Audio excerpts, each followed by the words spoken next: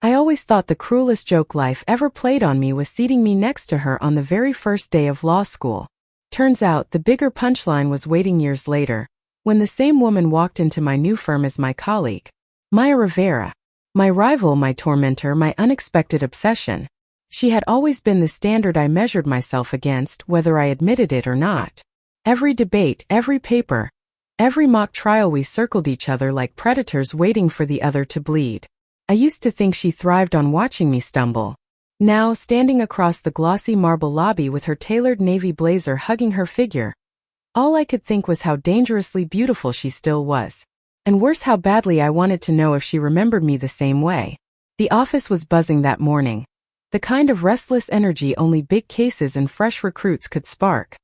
Partners swept by with their gleaming leather briefcases, interns trailed behind like eager shadows, and I stood frozen, clutching a stack of contracts I suddenly forgot how to read.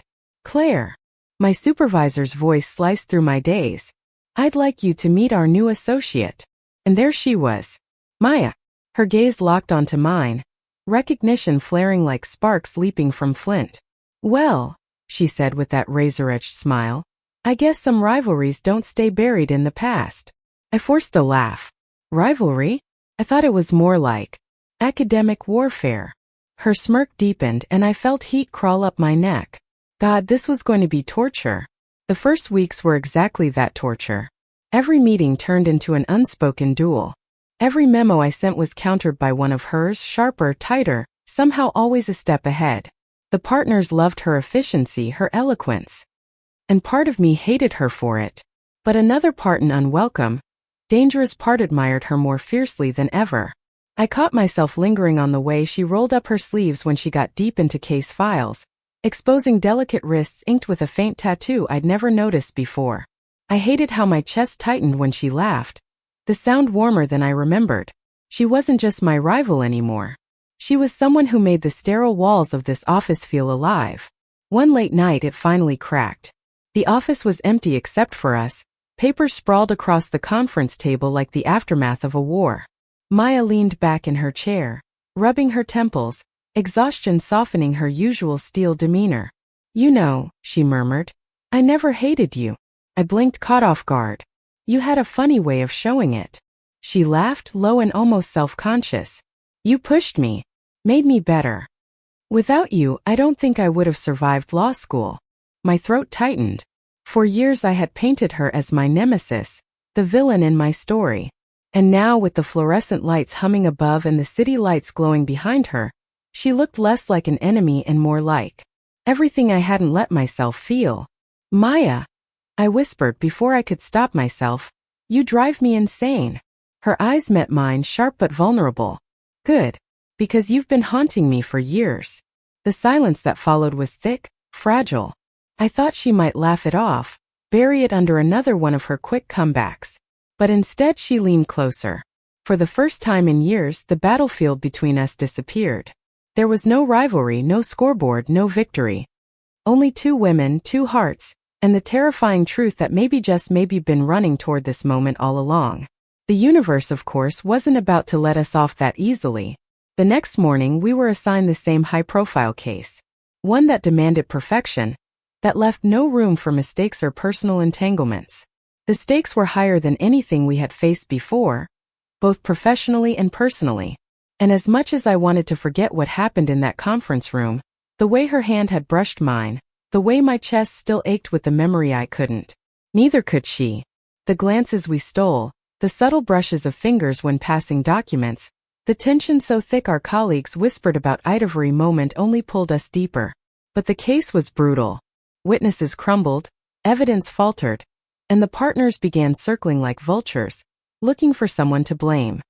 It was Maya or me, and I couldn't decide which possibility terrified me more, that I'd win and lose her, or that I'd lose everything and still crave her all the same.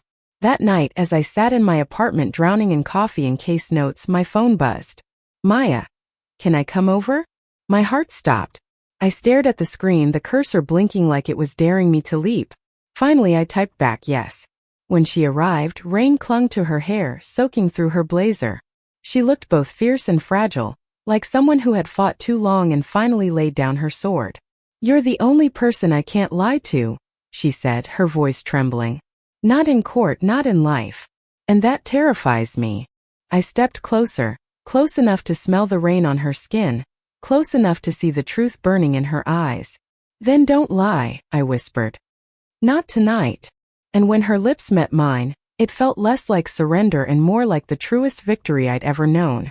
That was the beginning of something neither of us could control. Something that could cost us everything: our careers, our reputations, the walls we'd built around our hearts. But for once I didn't care about winning. I only cared about her.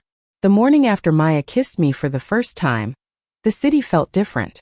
The streets outside my apartment buzzed with their usual chaos: horns, chatter, footsteps, but everything sounded sharper, brighter, as if the world had tilted overnight. My lips still tingled with the memory of hers, soft but urgent, like she'd been holding back for years. But the law has no patience for personal epiphanies. By 9 o'clock, I was back at the office, drowning in affidavits and discovery requests. I tried to focus, but my eyes kept drifting across the floor, searching for her. She arrived late, damp hair pulled into a bun, coffee in one hand, case files in the other. Our gazes collided across the bullpen, and for a fleeting second I saw it spark, the memory of last night, but she broke it just as quickly, pivoting toward her desk. My chest tightened. Of course she was pulling away. Of course she was pretending nothing happened. This was Maya Rivera, the woman who could cross-examine a judge if she thought the ruling leaned wrong. She thrived on control, precision. Kissing me had been a crack in her armor, and I doubted she'd let that happen again anytime soon. 2 days later, we were called into the partners' conference room. The room itself was a temple of power: mahogany tables stretching long as a train car, leather chairs that seemed designed to intimidate, floor-to-ceiling windows framing the jagged skyline. Senior partner David Reynolds paced at the head like a general before battle. "We're on the verge of losing this case," he said, slamming a hand on the table. "The witness recanted, the jury's sympathy is slipping, and the client is breathing down my neck. We need a miracle. Claire, Maya, you two are leading discovery. Find something. Anything." His gaze swept between us, hard and expectant. "Your careers depend on it." The room emptied, partners muttering curses, associates scrambling. Only Maya and I remained, staring at the pile of documents thick as bricks. "Well," she said dryly, "I guess it's you and me. Again." Her tone was cool, but beneath it I caught something else. Weariness. Fear. Maybe even the faintest trace of longing. That night we buried ourselves in paperwork. Hours bled into each other, lit only by the harsh glow of desk lamps and the city's restless hum beyond the glass. At one point, I caught Maya dozing against her palm, dark lashes trembling. She looked almost gentle like that, stripped of her constant sharpness, vulnerable. I wanted to reach out, brush a strand of hair from her face, but instead I whispered, "You should go home." She startled awake, blinking. "And leave you to claim the glory? Not a chance." I rolled my eyes, but a smile tugged at my lips. Even half asleep, she was infuriating and irresistible. Around midnight we found it. Buried deep in financial statements was a discrepancy, a payment that didn't align with the testimony, a thread that could unravel the opposition's entire case. We froze, staring at each other in disbelief. Then slowly her grin bloomed wide and victorious. "You see this?" she said, tapping the document. "This is it. This could change everything." Adrenaline rushed through me, but not just from the discovery. It was from her, the way her eyes lit up, the way her joy burned through her exhaustion. Without thinking, I laughed, giddy, and she joined me, the sound echoing through the empty office. For a moment we weren't rivals or colleagues. We were just two women who had fought like hell to be here, sharing a victory no one else could understand. The next morning, Reynolds nearly hugged us when we presented the evidence. "Brilliant," he declared. "This could turn the jury back in our favor." For the first time since Maya had arrived, the partners looked at me with something other than doubt. Respect. But what stuck with me wasn't their praise. It was the way Maya's hand brushed mine under the table, deliberate, lingering just long enough to steal my breath. Our secret moments became a dangerous rhythm. Late nights blurred with hushed laughter, stolen touches, glances held too long across crowded rooms. We were reckless but careful, always careful. The firm had no tolerance for scandal, and two women caught in a workplace romance would be scandal enough. Still, desire doesn't follow rules. One night, after hours of strategy meetings, Maya cornered me in the records room, her breath hot against my ear. "This is insane," she whispered. I swallowed hard. "Then stop." She didn't. Her lips crashed onto mine, urgent, desperate, as if she'd been holding back for years and couldn't anymore. I melted into her, the smell of paper and ink surrounding us, the forbidden nature of it making every touch burn brighter. When she finally pulled back, she was trembling. "Claire," she breathed. "What the hell are we doing?" I wanted to say I didn't know. But I did. We were falling fast, reckless, and with no safety net. But reality always finds a way to intrude. 2 weeks later, the firm announced that one of us would be chosen to co-chair the case at trial. A career-making opportunity. The catch? Only one of us would get it. The tension was instant, suffocating. Our stolen kisses turned into clipped conversations. Our laughter vanished, replaced by silence heavy with unspoken dread. Because we both knew what this meant. For one of us to rise, the other had to fall. The night before the partner's decision, I found myself walking aimlessly through the rain-soaked streets, heart knotted. I wanted the position. God, I wanted it. Years of sacrifice, sleepless nights, clawing my way up from nothing, it all led here. But I wanted her too. Could I have both? Or was this the cruel choice the universe had been preparing me for since law school? My phone buzzed. "Maya, meet me." Same place as last time. I almost didn't go. Almost convinced myself it was better to keep the distance, to let the storm swallow us. But I went. The records room was dim, filled with shadows and silence. She was waiting, damp from the rain, eyes sharp but pained. "I can't lose this," she said, voice raw.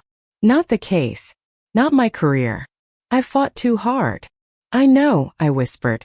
"And I can't lose you either." The words cracked something in me. For once, she wasn't the untouchable rival.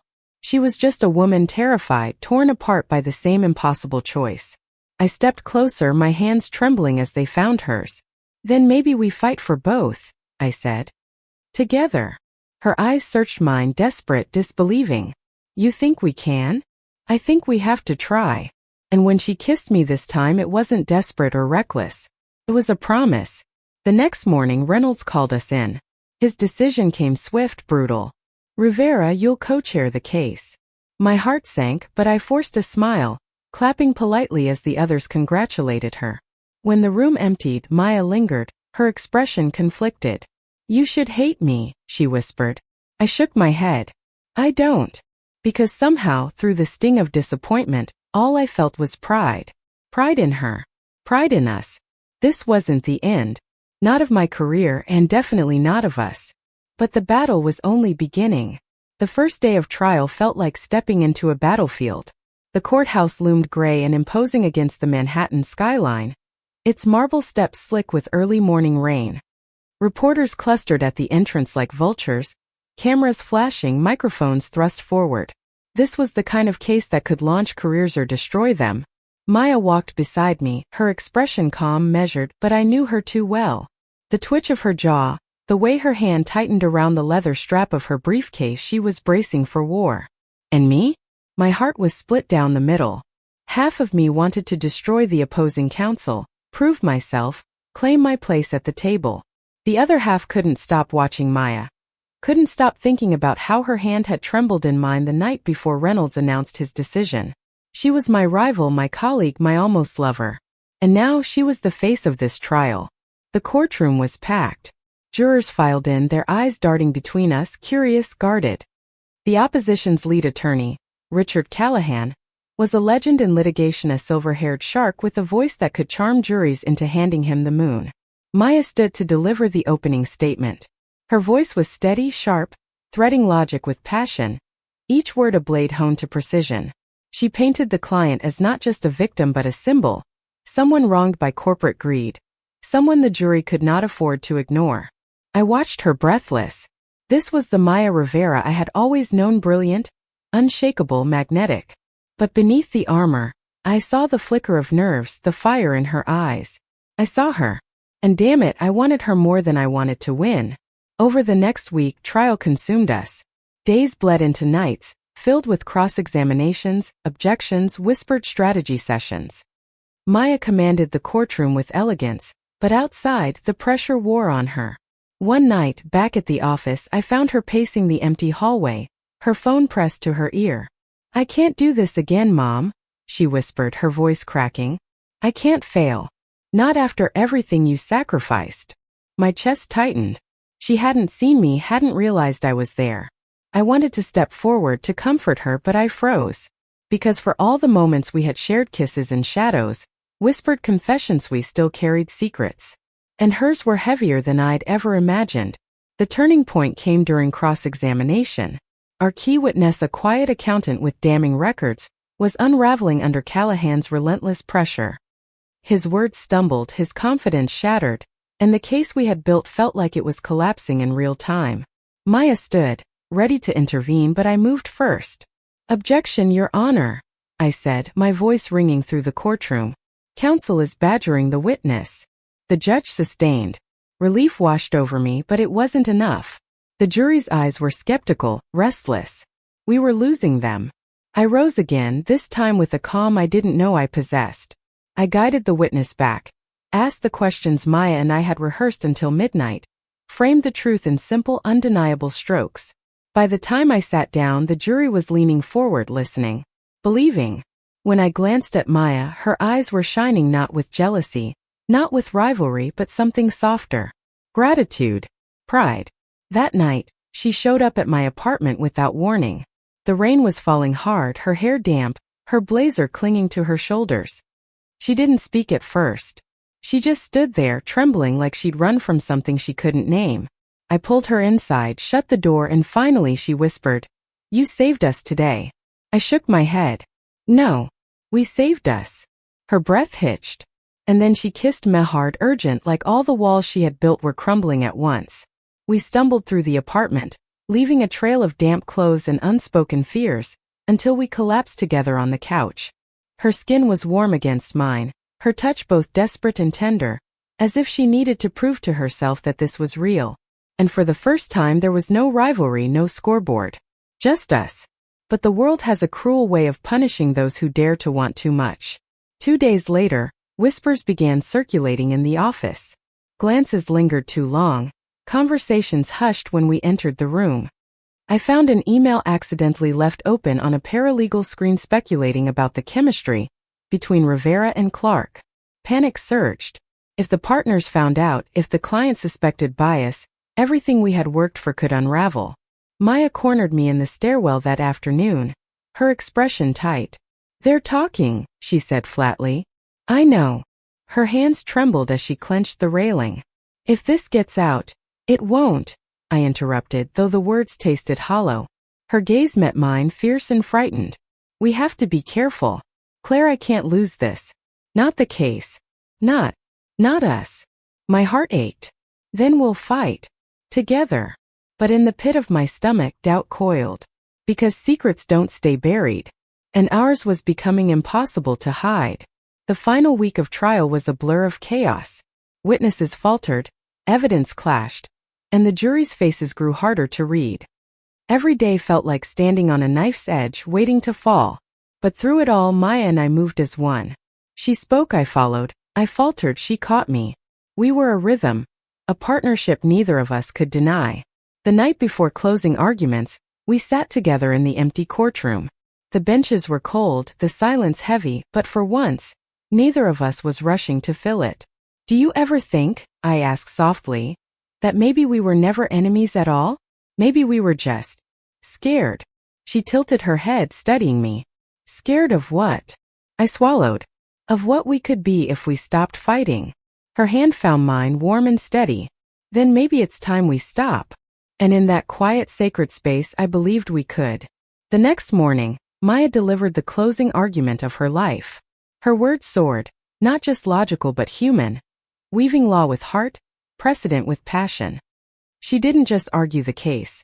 She lived it, breathed it, gave the jury no choice but to feel. When she sat down, the courtroom was silent, spellbound. And I knew whatever the verdict, whatever came next, she had already won. We had already won. The verdict came down on a Tuesday morning, In a courtroom so tense I could hear the juror's pen scratching against paper. All counts guilty. The words rang through the chamber like a thunderclap. For a split second, silence consumed us. Then the courtroom erupted gasps, cries, reporters rushing for the exit. Our client wept into trembling hands. Maya turned to me, eyes wide, almost disbelieving. We had won. I didn't think. I just grabbed her hand beneath the table, squeezing hard enough to ground us both. Her fingers curled around mine, tight, certain. It was the smallest gesture in a storm of chaos, but in that moment it meant everything. The celebration at the firm that night was wild. Champagne flowed. Laughter filled the halls. Partners toasted to the unstoppable Rivera-Clark team. For once, we weren't rivals or outliers. We were heroes. But even as glasses clinked and praise swirled, I felt the weight pressing on us. The rumors hadn't stopped. If anything, they had grown sharper. Every lingering glance between us, every smile, every too casual touch people noticed. And then Reynolds cornered me. "Claire," he said, his voice low, "you and Rivera make one hell of a team. But I need to know, are you two involved?" The question landed like a blow. I opened my mouth, desperate for a lie, but no words came. Before I could answer, Maya appeared. "If you have concerns, direct them to me," she said smoothly, her arm brushing mine. "Claire and I have nothing to hide." Reynolds studied us for a long, heavy beat. Then he nodded, as if filing the information away. When he left, my chest was pounding. "Maya, I meant it," she said, eyes fierce. "We can't live in fear forever. But fear has a way of finding cracks." 2 days later, an anonymous email circulated among the partners. Attached were photos, grainy but damning, of Maya and me outside my apartment, her hand on my cheek, our faces inches apart. By noon, the managing partners called us into the boardroom. The air was suffocating, thick with judgment. "This firm," one of them said, "cannot afford impropriety. Personal relationships compromise objectivity, and clients expect more." Maya straightened, her voice sharp. "Our work speaks for itself. We won the case. Nothing compromised that." "Perception matters more than truth," another partner snapped. The decision came down swift and merciless. Maya was suspended pending review. My future hung in limbo. We left the boardroom in silence, the weight of it crushing. Outside in the corridor, Maya's hands shook. "They're going to bury me," she whispered. I caught her face in my palms, forcing her to meet my eyes. "No, we won't let them." The weeks that followed were brutal. Maya's name spread through legal circles like wildfire, whispered with scandal. Clients pulled back. Colleagues kept their distance. She fought God. She fought, but the tide was relentless. And me?